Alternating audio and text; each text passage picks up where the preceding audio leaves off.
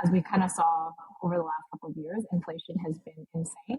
And so if you were saving up for a vacation that normally would have cost you $2,000, now it's probably going to cost you like $5,000 because of the excessive cost of everything going up, including your spending costs once you're actually there. And so if you had a travel currency that kind of kept its value or even went up in value, now that's really interesting and could actually be a hedge against inflationary currencies. Welcome to Netcetera, the official podcast and newsletter powered by Myosin XYZ, the ultimate marketing network.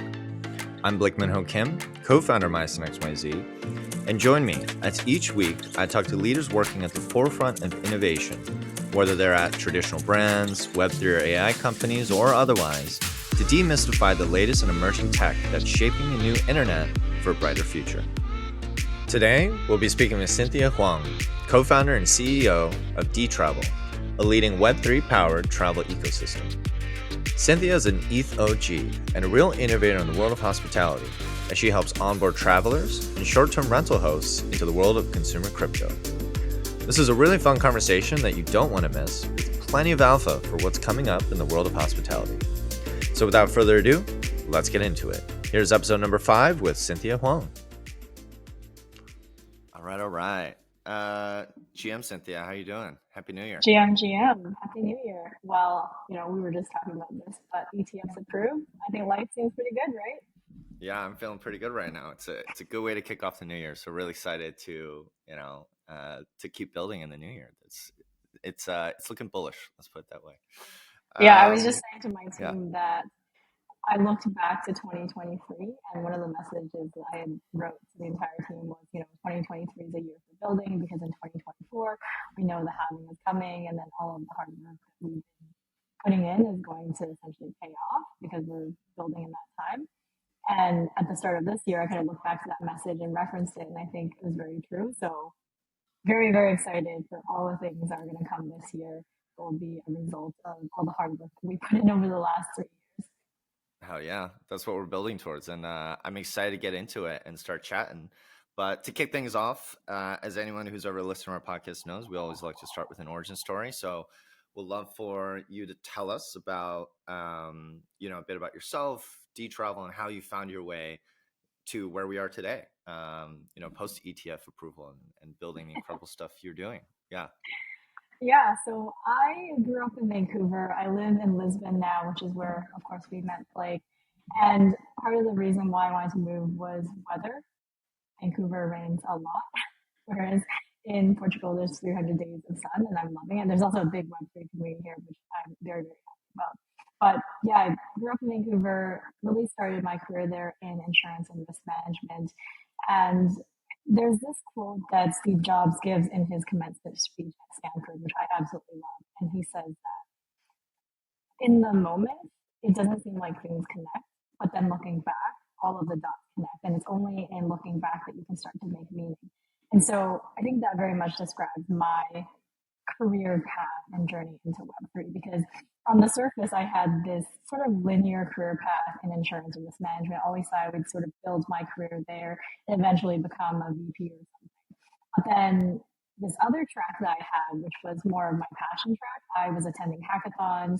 I co-founded an Airbnb host forum, which has kind of blew up and became the largest forum and still running today. And just really was so passionate about tech. And so thankfully, those two paths kind of merged. I eventually moved into product management. And at the same time, what was happening was my husband and I were mining Ethereum in our house. And so we had these horrendous, like Frankenstein rigs that he had put together. And I used to joke saying that they're rigs that only a father could love because they were just terrible. And it was so bad that we were running like 10 rigs, and we couldn't even run the washer dryer. So we had to go to a laundromat to do our laundry because it would just blow the electricity. This is very degenerate. I love it. So this is 2016 at the time. And so I started getting really, really into crypto and blockchain. And then we ended up co-founding Point Fantasy, which is a crypto trading simulation game.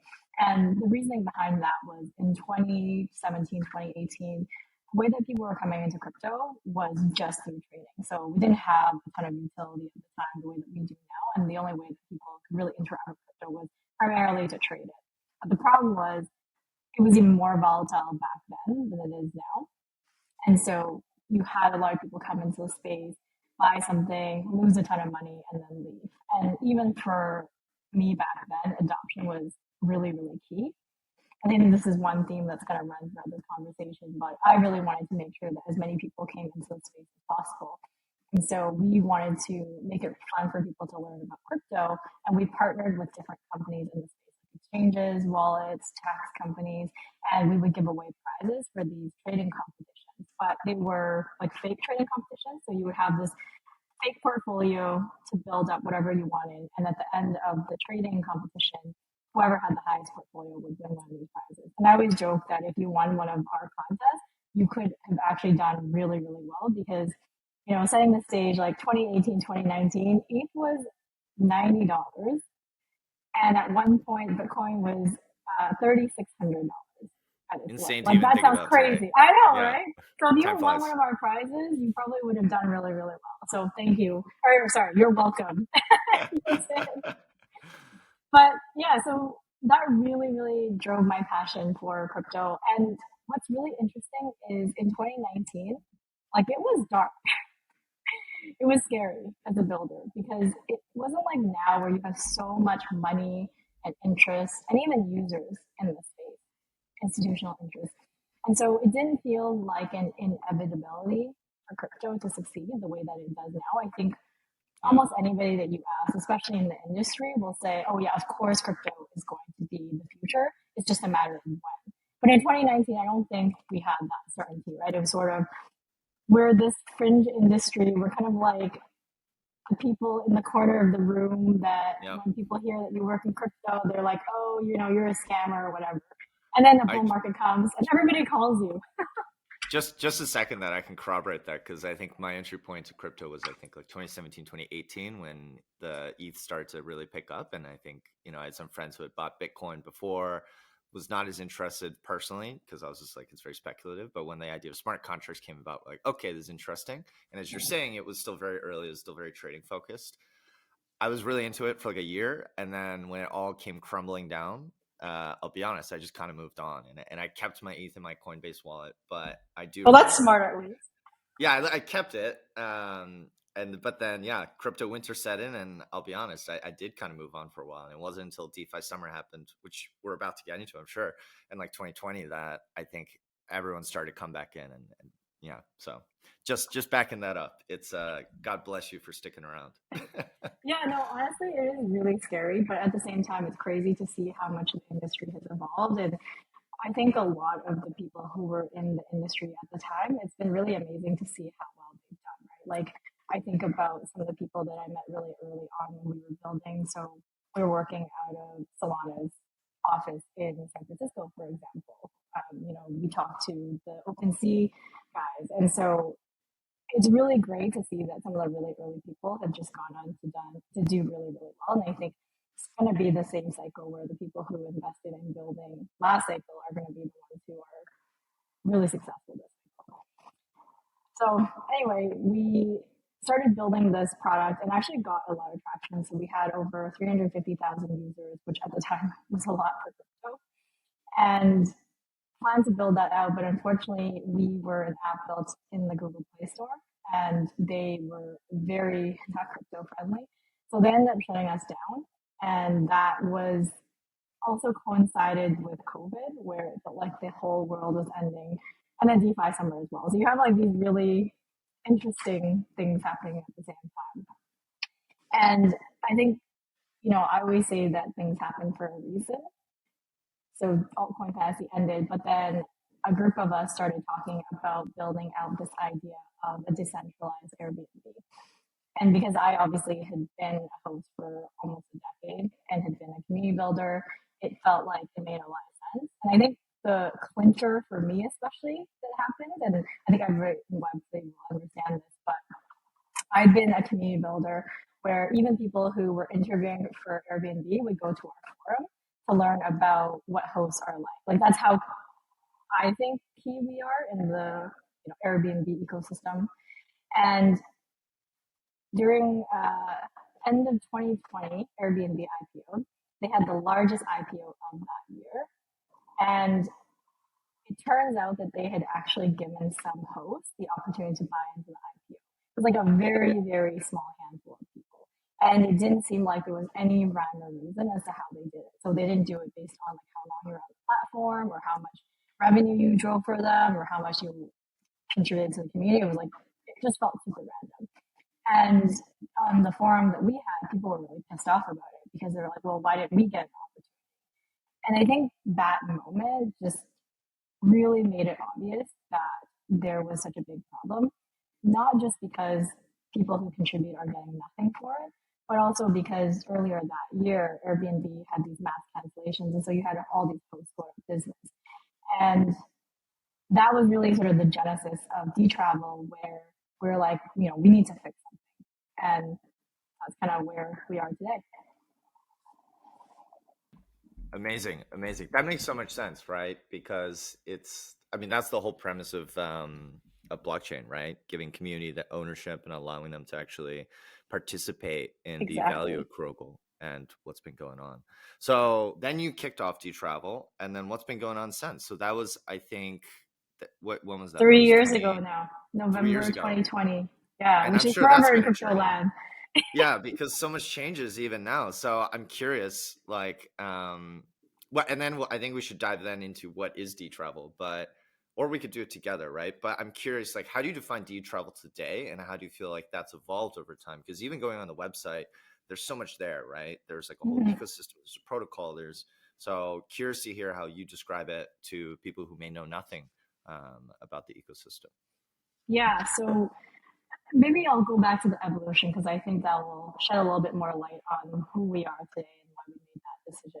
So when we first started, the idea was very much that we were going to be a decentralized Airbnb, and we were going to fix a lot of problems that exist in the short-term rental space today by decentralizing operations out to the community, giving the community back ownership and everybody who's part of the growth, and then we wouldn't have to really scale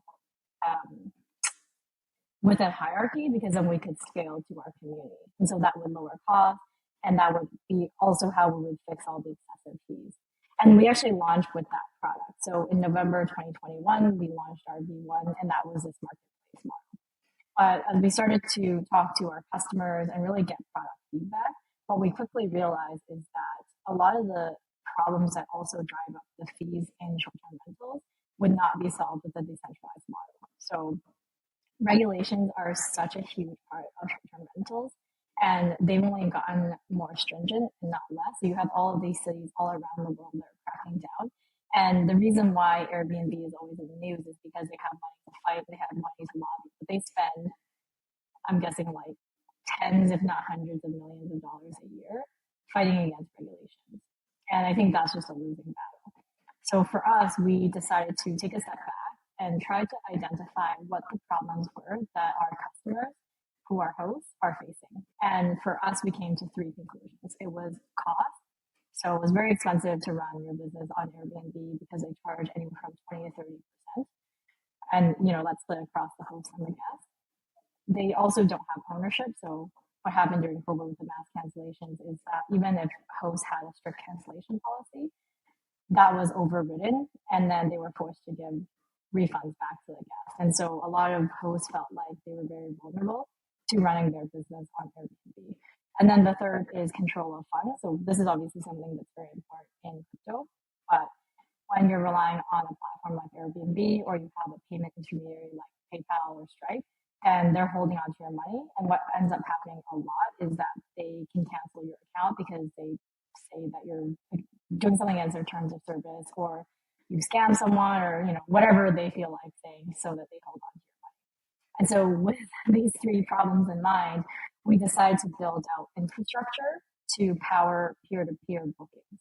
And specifically, one of the things that I think Airbnb and other marketplaces did really well is they provided the tooling to make it really easy for hosts and guests to be able to book with each other, but through a centralized model. And where we see the evolution of short-term rentals going is that same model, but without that intermediary. So how can we connect a host and a guest without somebody in the middle being in the middle of that transaction? So we took the Shopify model where they were able to help any brand or e-commerce store create a brand and then be able to sell their products. So our first product, DTravel Direct, is basically like a Shopify for operators, and they can create a beautiful premium direct booking website in just a couple of minutes and then be able to book directly with the guest. The second problem we're solving is around distribution. So what Airbnb does really well is if you're a traveler, you can go there and you can have millions of properties that you can potentially book with. But again, the problem that we see is that that's a centralized model. So what doesn't exist in short-term rentals that does exist in the hotel industry is this meta search. And part of the reason why it doesn't exist in short-term rentals is because hotels are made up of a lot of big brands. So you have like IHG, Marriott, etc. But with short-term rentals, it's a lot of small operators, and there's no way to sort of easily aggregate that data. And so that's the second piece of what we're solving is how do we easily bring everybody together and then create a meta search so that it's always going to be a peer-to-peer booking, but we just help with the discovery piece. And finally, we have our protocol. And so this is, I think, a little bit more nuanced for people who are in the industry, because what is a big problem is there's no API or there's no easy API connectivity. So if you're a company in the short-term rental industry, you always have to build an API connection to everybody else. And so you end up having this like crazy web like this, just like all these connections, and it ends up costing you a lot of money. And guess who ends up paying? The consumer, right? So what we're trying to do is build out a protocol that is a single source of truth for anybody to be able to build an app on for the short-term rental industry. And that one we're really excited about because that one's obviously very ambitious, but it's also a problem that is a really, really big blocker to innovation and also profitability. And we have a lot of partners who are really influential in this space who are supporting on this because they also see it as a problem, and they've been in short-term rentals for a really long time. So very excited to launch that product. And I know I said a lot, so we can go back to any of it. No, I'm really excited, and that actually was probably the best explanation because I think even in the past when I was trying to wrap my head around, I was like, "There's so much here, like what?" And so hearing it straight from you, I think was really helpful. So we'll love to kind of drill down to each of these, right? So I mean, like DTravel Direct. Well, I guess it sounds like almost it's not chronological, but it sounds like almost like DTravel Direct maybe is the most built out. Then distribution and the meta search was kind of secondary, and now protocol is the next level that you're trying to solve.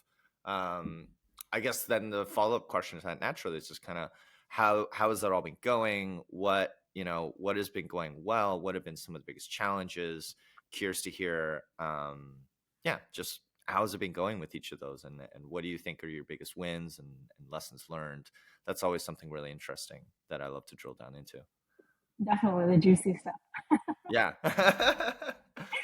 Well, it's been going well. Okay, well, with a startup, it's ups and downs, right? And so we're, especially a crypto startup. I was just joking on another podcast that a startup is already hard enough, but building a crypto startup is like being on a roller coaster while trying to juggle a drum. And so overall, I think it's actually been really good because we have an amazing team.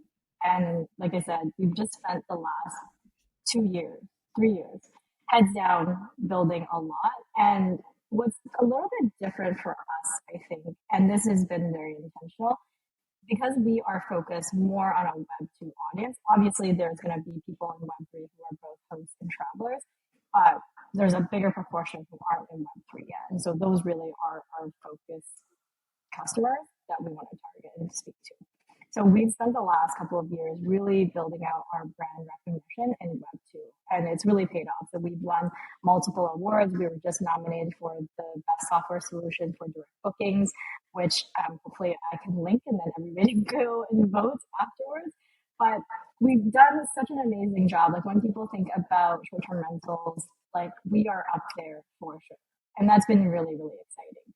And I think on the Web3 side, and this is I think one of the learnings that we've had too is because we were so focused on building out our product, we deliberately didn't focus too much on the Web3 side because what is the point of focusing on Web3 when you don't have a product, right? I think there's so many Web3 projects that are essentially vaporware. They do a ton of hype and then there's nothing behind it. And we are very much looking at it with a long-term lens. Like we're not a 3 or 5 year project. We want to be here for, like 30 years. And I think that really requires a different approach than I think what most Web3 projects do. So we've been very intentional about that. And so this next year, we're really going to be shifting focus more towards the Web3 side and trying to build our brand recognition in that space because, like, I would say most people know who we are in Web2 travel. Not a lot of people know about us in Web3, which I think is a shame because unlike the meme coins, we actually have a product and revenue and customers. And so that's definitely, I think, a learning around how to balance the two because a Web3 company is quite unique in having both a Web2 go-to-market and then a Web3 go-to-market, at least for us. Yeah, and that's so interesting because I think that's something we think about all the time, which is, Web3 space. We love it, we're in it, but at the same time, it's still pretty niche.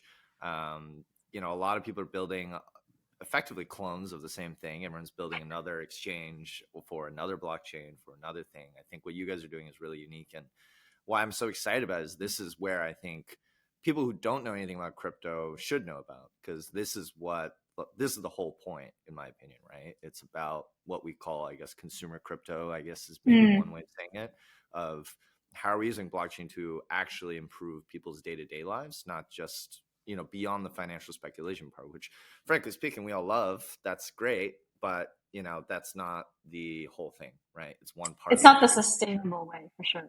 Yeah, exactly. Would love to better understand. Well, actually, two things, because I think even selfishly, like I think I was trying to figure out, like, can anyone just go on DTravel Direct, or I guess DTravel Direct is for the hosts, and then is the meta search live? Is that something that's going live? How does one access that? Number one. And then I follow up. Yeah. So that is going live in this quarter, which we're really excited about. And I think especially for you, because we've been talking a little bit about collaboration because our meta search is actually going to be powered by AI through an LLM model. So we're changing the search experience a little bit. And I think especially for nomads and crypto travelers, the search experience right now is challenging because you have very specific requirements, right? Like, I mean, you are a digital nomad, of course. And so you want to have specific Wi-Fi, you want to have a workspace, you want to be close to specific amenities or places, you want to probably have a washer, dryer, a kitchen, etc. Like all of these things. And the only way for you to look and find them is maybe if you read the reviews or kind of parse through the information that's there, but it's not always available. So with our meta search, how it's going to work is you can first choose a profile. So you can choose a digital nomad profile, for example, and it's going to know what criteria generally nomads like to look at. And then you can put in the specific other filters that you're looking for. And it's only going to return the listings that have those amenities or whatever else that you're looking for. So it should make the search experience a lot more delightful and a lot more efficient as well for you as a traveler. I love that. And that's another thing we're always thinking about, right? Is what's the future of the internet? And I think people are, I guess I say all this because we're very much focused. We've talked mostly about Web3, but AI obviously I think was the big thing last year and will continue to be the thing, right? Because at the end of the day, these things will all come together. So it's really exciting and cool to hear about what you guys are doing there. And yeah, we got to chat more about, how we're going to put these two things together, that some of the stuff we're building on the hospitality front and how we bring it all together. Following up on that, I think there is a question of the blockchain side of things so would love to better understand, I mean, even from a brass tacks angle, right? Like, are you guys building your own blockchain? Are you guys building on someone else's? Who are you guys partnering with anyone? Are you agnostic? And then when token, right? Or NFTs, or how do you guys think about, the actual integration of blockchain into what you guys are building today and the distribution of ownership over time? Because I guess, as you just said, right, that will be a focus in the next year or two. So I'm sure it's I'm sure it's probably evolving, but as you're thinking about it today, what does or what will that look like as you're, thinking ahead? Definitely, all great questions. So we do actually have blockchain integrated already, and they're integrated in the booking contracts. So whenever somebody pays with crypto, those are all our own smart contracts that we've written. And what's really exciting is that in a couple of weeks, we're actually upgrading those smart contracts. So the way that it works today is it's an escrow contract. Let's say that I'm the host and you're the guest. When you pay with crypto, it's going to go into an escrow contract. And then based on my cancellation policy, so if I said you can cancel 30 days before without penalty, but if it's within the 30 days, then I'm going to keep all the money. So there's going to be logic built in where if you request a cancellation day 31, the money will get sent back to you automatically to your wallet. If you request a refund day 29, I get to keep everything. And that smart contract's automatically going to send me the money on day 30. And going forward, we're changing that a little bit. So what was really important for us with the protocol is to make sure that we could capture all bookings on chain. And obviously there's a disconnect because crypto bookings can be on chain very easily. I mean, they happen on chain, but how do you put fiat bookings on chain? Because if we want it to be a single source of truth, it has to have all bookings. So with the smart contract change, what will happen is that there's going to be night tokens that are issued that represent a night at a stay. So if let's say, again, if you were booking with me and you booked for 2 nights, it would mint 2 night tokens through the smart contract, and then you would get sent 2 night tokens that represent your right to stay at my property for those 2 specific nights. And they're non-fungible tokens. So they are only they only represent the stay for those specific dates. And I'm sure you can see where this is going. Eventually, we're going to have a secondary marketplace where people will be able to resell these tokens because it adds a lot of flexibility where, if you can't stay for whatever reason, let's say I, as a host, have a very stringent cancellation policy, it doesn't mean that you get locked in. Or maybe we would even get rid of cancellation policies altogether because now it's a liquid stay that you can resell anytime you want. And so that obviously, 1, adds flexibility for the traveler. 2, the host is going to be able to get income from any secondary sales. And then 3, I think it creates a really exciting marketplace opportunity for us DJs who want to arbitrage. Because if, let's say, you live in a town and you know that there's going to be some big event coming, that's a really, really good piece of information that you can capitalize on. And this happens all the time, but now you can make it much easier, right? So we're pretty excited about this change. And in terms of the ownership piece, so we are giving all of our hosts 3% back in the fees, which is our fee right now.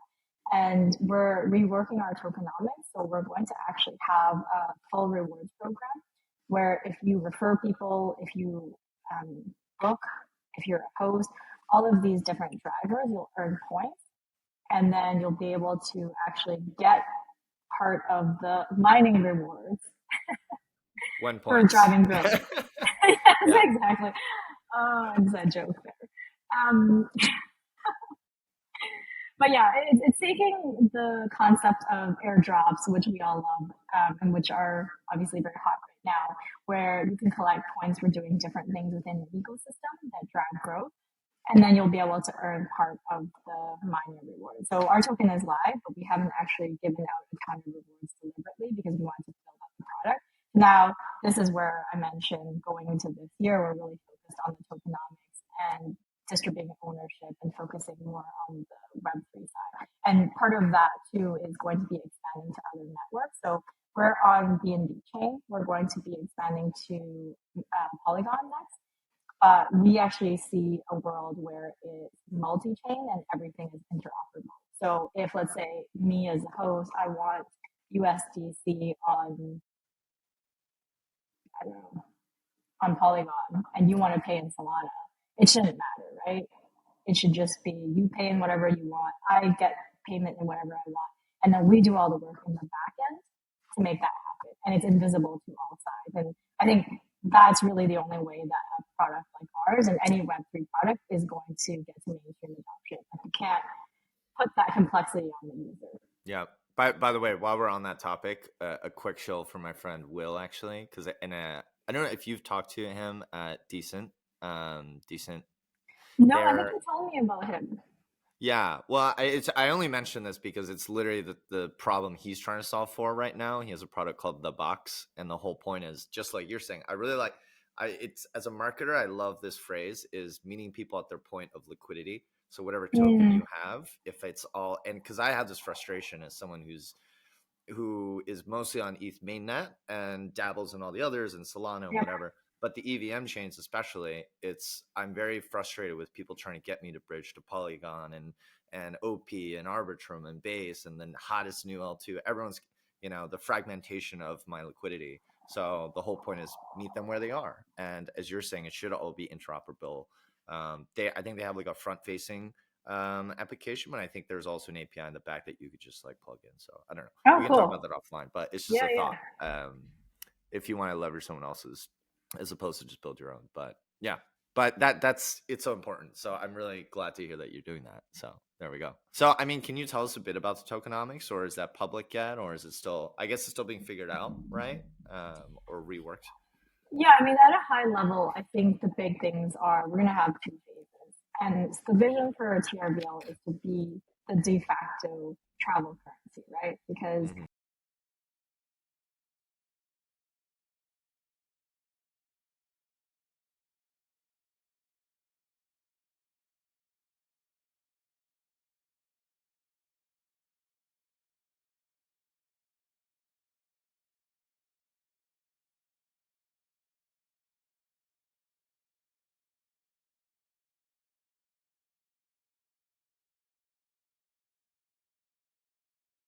if, as we kind of saw over the last couple of years, inflation has been insane.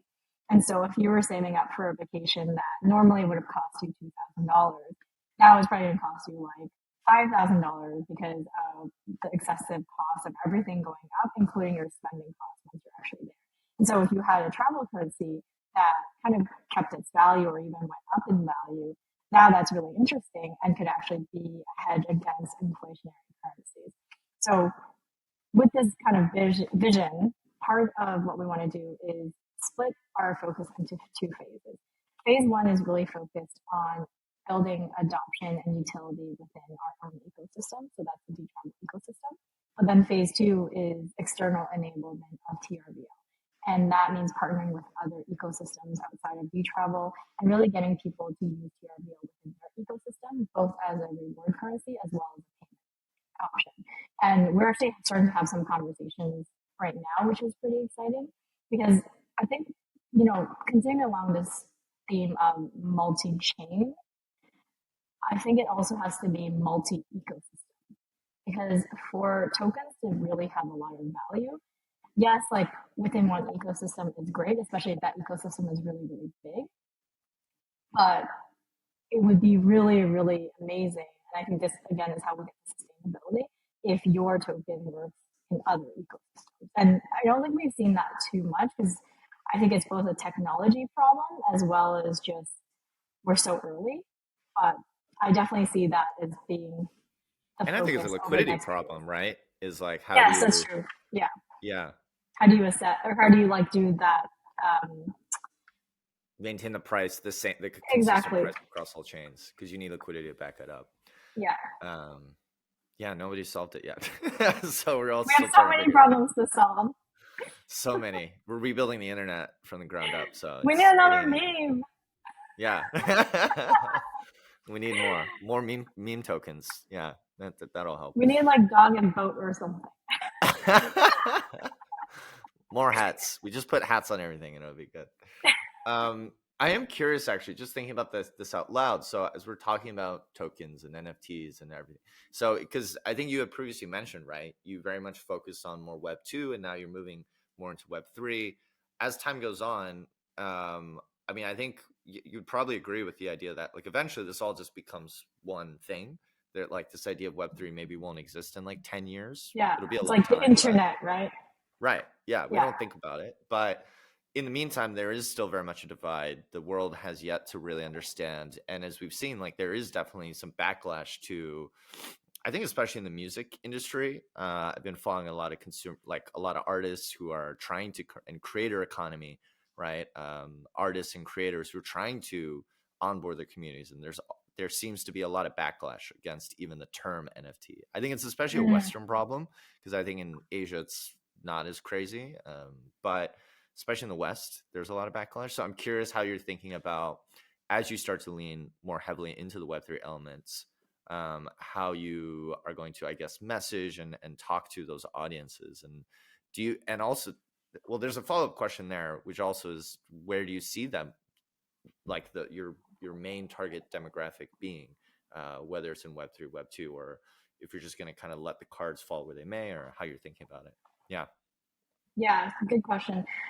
So I think for us, our approach probably will always be that because we have such a Web 2 centric audience, at least in the long run, if we really want to grow and expand, that's where the majority of our customers are. And then maybe in, like you said, 3 to 5 years, that won't even be important. It'll just be like our customers overall. But because we do have a more Web 2 audience, our language has to be very simple. And so if you actually look at our copy, for the most part, we don't really reference anything about blockchain or crypto because we don't feel like it's important and we want to abstract that away. So even though we're launching smart wallets in the next couple of weeks, that's going to be a non-custodial wallet that you can use your email to create. And that's obviously a deliberate choice because we want to make it as easy as possible for people to use a wallet. And then the same thing once we actually have this backend infrastructure to do all the swaps and bridging for different tokens, like we would hide that all away and we would make the experience really simple for an operator where it's like, hey, choose what you want to get paid. And then on the guest side, it's like, choose what you want to pay. So I think that's really always going to be our stance. How do we be user friendly and just kind of abstract away all the crypto BS, right? Because it's not really important. And if you look at brands, like, you're an expert at this at Myosin, but all the successful Web2 brands that have built some sort of successful launch or product that's crossing Web3 has been because they've done it in a way that speaks to the masses. So it's not about NFTs, it's about collectibles or memberships or something that doesn't alienate the user. And it's interesting that you mentioned that these artists have gotten backlash against, yeah, because so I'm a big EDM fan and I actually have a bunch of DJ NFTs. I have the Tomorrowland NFT as well. And I actually think it's amazing because I want to support these creators. And one of my favorite DJs, I was like the top 0.01% on Spotify. So they said a special video. Amazing. His name is Gareth Emery, and he did an NFT drop for, he had like this VIP card, but he has a bunch of other NFTs as well. And when he did this campaign, it was so crazy to me because he said that just from that one NFT drop, he made more money than if he had, I think it was like 5 or 10 million listens on Spotify. Like that's just so insane. This is the challenging part. I was when I was traveling recently, I caught up. It's so true. Like it's so obvious, the use case, but I think it's just a matter of, I think it's two things. I think number one, electronic artists and the demographics that tend to like it, I think are generally maybe more progressive, tech savvy in their, tech progressive. I mean, not politically, maybe, I don't know, but the more tech savvy. Probably, but I don't want to wade into that. But the tech side of things, I think they're more progressive and aware. So I think it really, number one, just depends on the audience, right? Because music is a very broad term, right? There's country music, there's alt rock. Is your demographic boomers, or is it Gen Z, or is it millennials? But as you're saying, the most important thing to understand is like especially creator economy, very similar to hospitality in what you're talking about with hosts.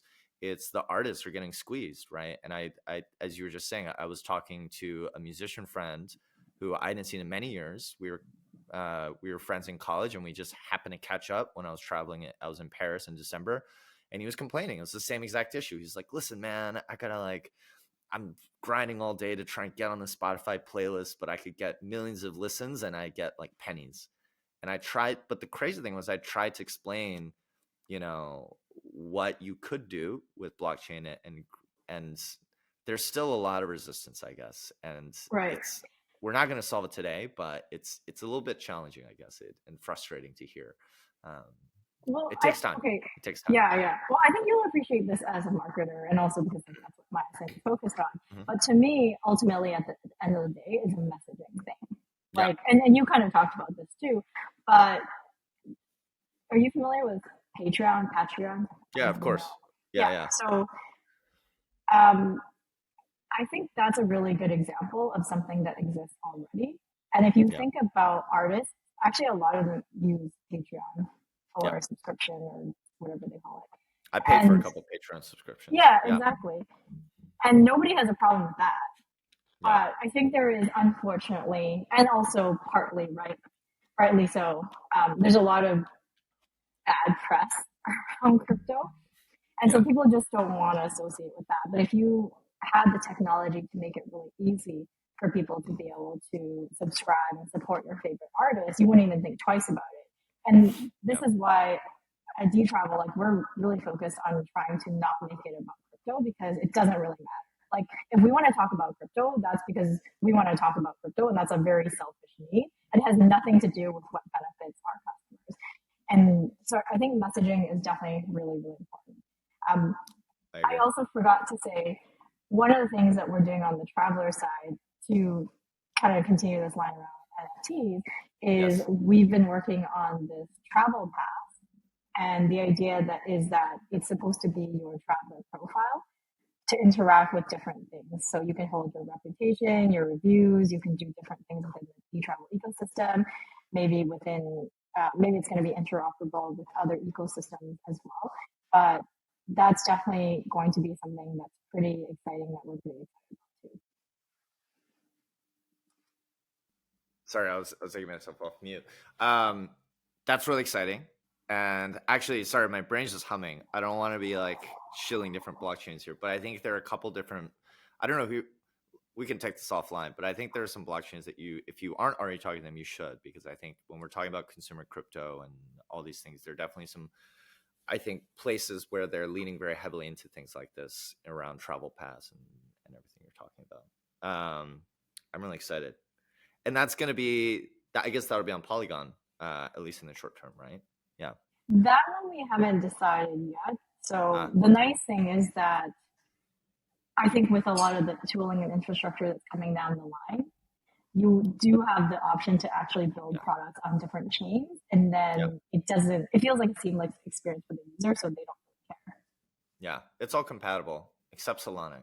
Damn it, Solana. I know. It's so hard. It's so frustrating. I want to buy some tokens together, not as Solana, but like a non-EVM ecosystem. I won't say which one. And I was like, it is so hard to buy the token. Like, it's impossible. I think we get so spoiled by the Ethereum, or I guess it's sort of like the EVM ecosystem, that it's so easy to bridge and swap and do all the things. And then you go somewhere else and you're like, ugh. Yeah. It's a singular experience, and that's a separate conversation probably, but I support it in one sense, but I think all I will say is this: I think it's a separate, like, little side tangent. I think Solana and Ethereum and all the L2s, it's going to be very much like an Android versus Apple situation, right? Which is, as I can speak as an American, in the US at least, iPhone is the market leader in terms of smartphone adoption and OS. So as an American, it feels like iPhone rules the world. Well, that's a separate conversation, but it dominates here, right? And there's many things to think about, but it's like network effects, it's quality of experience, it's the ecosystem they built out. I kind of view Solana as Apple in that sense, but at the end of the day, if you look at the global perspective, Ethereum still dominates. It has the biggest market share globally. The US is an exception to the rule because of the open source nature, because of Android and people building on it. So I kind of view it as Ethereum is Android, and Solana and whatever else it may be will be kind of more like Apple, maybe. I don't know. That's a very polarizing view. It's like the Ethereum killer. Is that like kind of what you're hinting at? I don't think it's a killer. I think we will live in a multi-chain world. And I think, for sure. And there are projects trying to, and now you're seeing it, right? Like with things like, sorry, we're like nerding out a bit here, but yeah, like Celestia and others are starting to combine that, right? Where you can actually use, um, and don't murder me if I get this wrong, but I think it's Celestia uses Ethereum for consensus, but they use the Solana virtual machine for execution. So you get the best of both worlds, right? So it's all coming together. But yes, it is frustrating as hell to have to like bridge between those worlds. It's You know so what's that's so all. funny? Yeah, We're gonna look back in five yeah, years. We're gonna listen to this and be like, "Oh, remember when you had to like think about what blockchain that you wanted yes. to like do stuff on, and now we're so spoiled." It's like, have you ever? We're like totally going off on a tangent. But have you ever seen that video where kids are shown like a rotary telephone, and they Yes, have and they're like, no what is idea that? what to do with it? Yeah, 100%. That's what it will be. Because I think maybe the best analogy is like people who've, maybe I'm dating myself here, but like well, I don't want to date myself too much here, but all I'm saying is there are people who I think who have been since the dawn of the internet, right? They're like, nobody's arguing about like which IP provider or whatever. Like, it's such infrastructure, and we're nerding out about it. But I agree. One day we're not. We should bookmark this, and then I'm gonna send like a reminder to rewatch this in 5 years, and then yes, that'll be Yeah, great. yeah, let's do it. And we'll all be on the moon. We'll see. Mars, is it Mars? Mars, booked through DTravel. Um, okay, cool. Elon, if you're listening. Yeah, exactly. Put us on the next flight. Um, so we are running up on time, so I do want to kind of move things along here a bit more, zooming out, I think, from DTravel and talking about hospitality in general. I'm curious to get your take on, and this is very broad, so I think you can interpret it and move in whichever way you want, but just kind of generally speaking, state of hospitality, right? And so that can mean anything from where do you think there's the biggest room for improvement, who stands to benefit the most, all these things, right? And then also think about like who are the current players and how are they starting to, do you see them starting to move into the space at all? Do you see them as competition? Do you see them as too big and they're never going to really figure this out and that's the opportunity? Or curious to kind of get a broader take on hospitality in general here. Yeah. Well, I know you guys did a report on this, so you definitely Yes, we have a did. lot of expertise as well. Yeah, it's a really good report. So y'all should go and Thank you. read it. But what's really surprising, and I can't figure out why, but there's actually a lot happening in hospitality or travel with respect to using blockchain technology. And yet somehow the Web3 industry doesn't seem to be awake or that interested in the fact that there are these big players who have been investing in the technology for years now. So Lufthansa, for example, came out with an app called Uptrip, and it's basically an NFT collectible, and you can collect one after every flight, and you collect a bunch of NFTs, which are, I think they call them playing cards, and you can get some sort of benefit from them, like a priority check-in, lounge access, blah blah blah blah. Etihad has an NFT, a loyalty NFT, where you get access to their lounge. Emirates has been investing in both the metaverse as well as crypto. So I think they also have an NFT and they have some metaverse experience. Mm-hmm. There's another airline called, what is it called? They have a Planes NFT. So you can, again, buy their NFT and then you earn points on it that ladder up to free flights, etc. And there's another big airline, which I can't say, dropping some alpha. You will all definitely know it. They are going to be coming out with an NFT drop as well in Q1 of this year. Ooh. And so I think there's a lot actually happening in the hospitality space. Actually, Marriott, they did an NFT drop. I don't know if it was last year or the year before. I can't remember. There's tons of these brands are definitely very interested in the intersection of Web3 and travel, either for loyalty or for membership or even to solve infrastructure. So some of them are using it on the back end to power different distribution of data.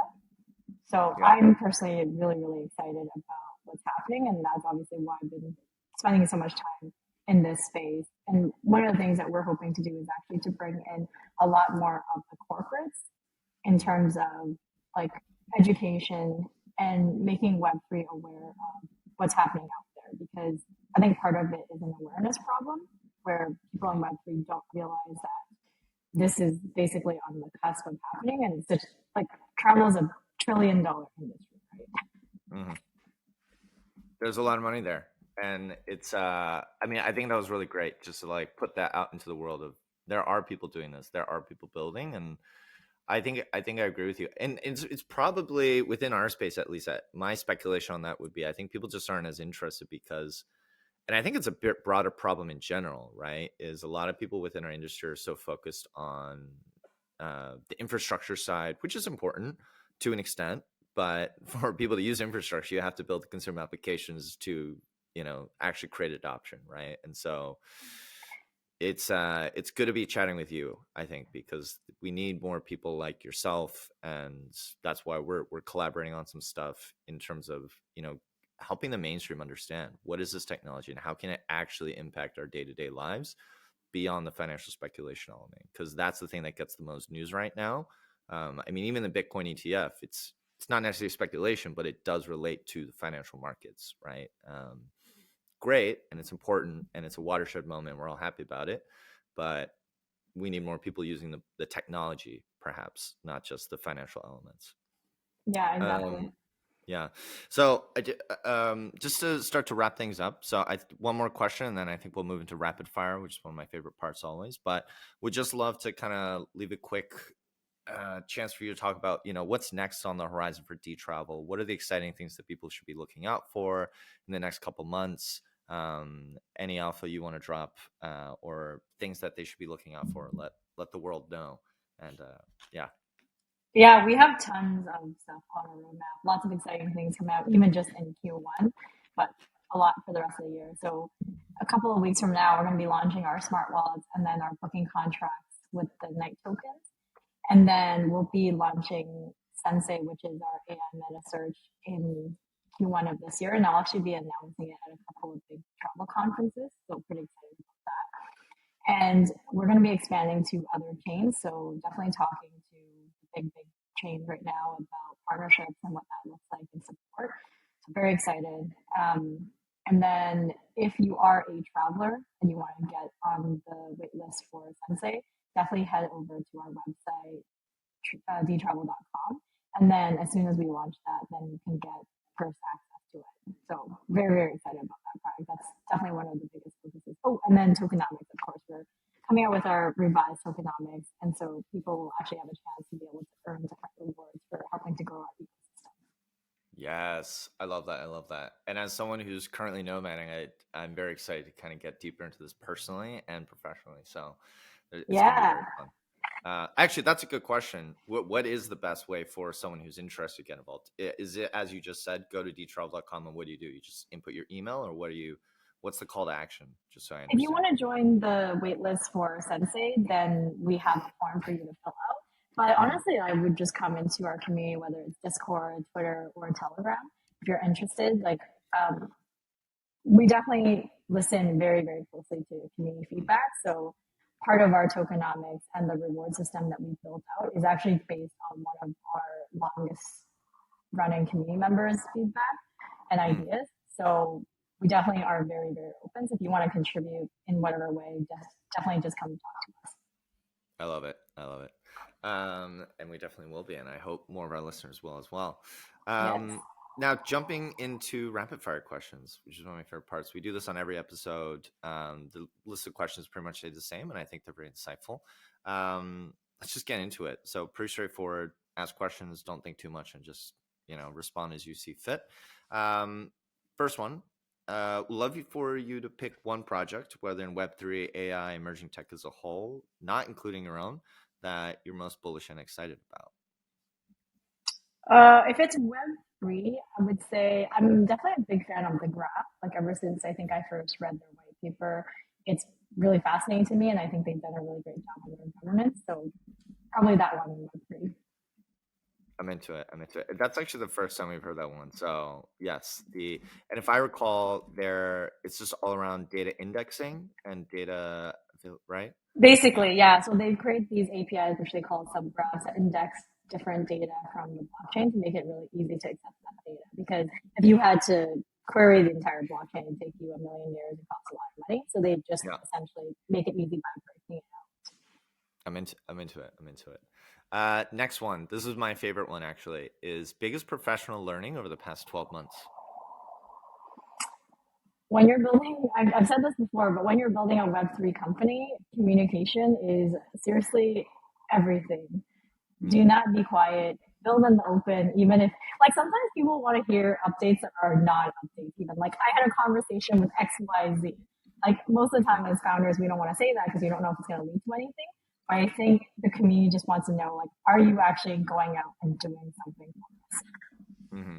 Yeah. That's the crazy thing, right? Like, we work in this, and it makes sense, I guess, right? We're working in kind of this open source, decentralized ecosystem. So, and there are a lot of rug pulls. So yes, just communicating and being open is so critical.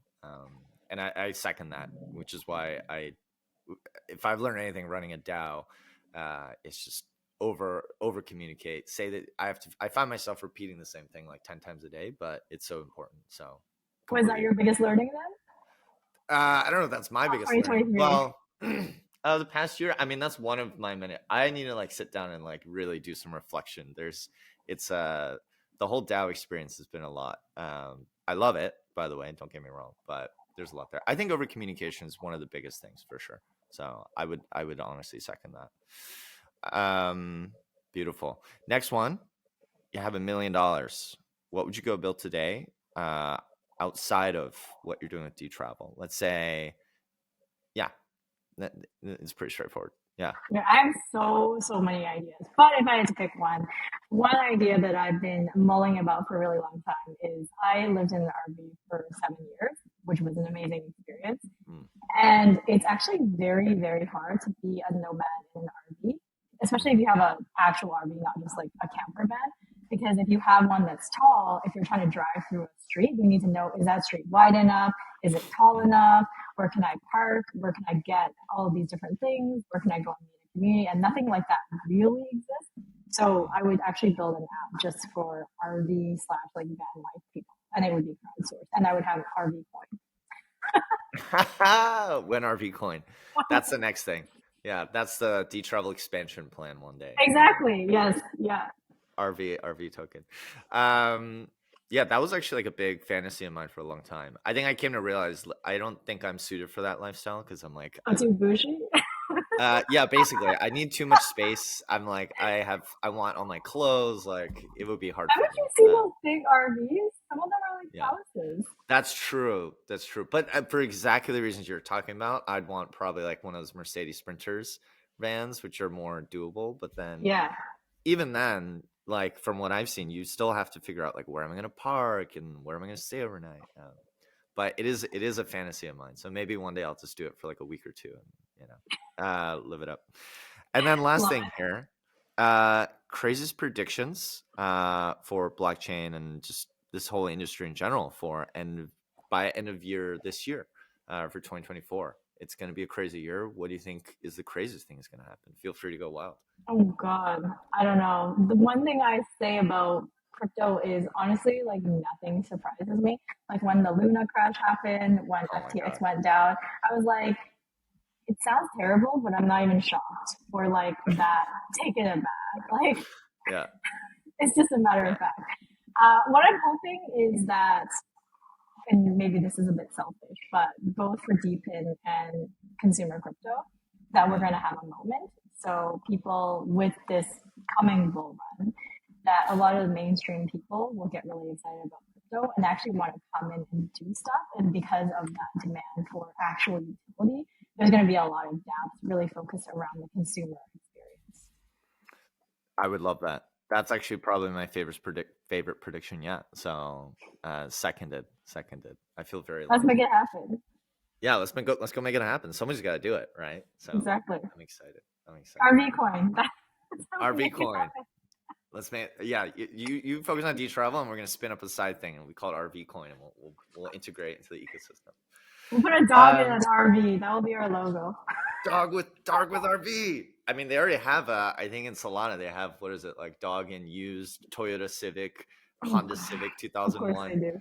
Yeah, so Solana's already ahead of you there, but we'll create the RV version and put it on some other chain. That'll be great. Awesome. So I think that's it. This was really fun, It honestly. was really So fun. yeah, this was a really great conversation. I really love what you guys are doing over at DTravel. I think there's a very bright 2024 ahead for you guys, and really excited for us to collaborate on some of the stuff we're cooking up. And I think I'm it's great. excited to share more about what that is soon.